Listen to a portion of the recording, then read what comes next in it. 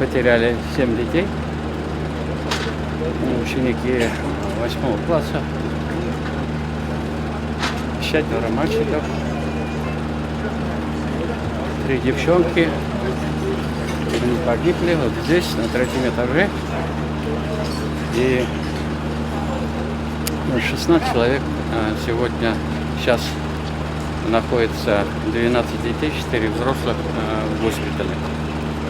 Террорист арестован, 19 лет, официально на нем зарегистрировано оружие.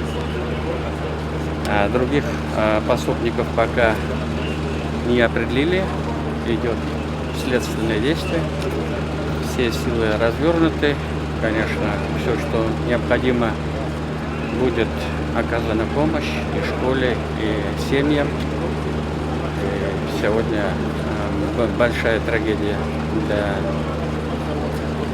всей нашей республики, для нашей страны.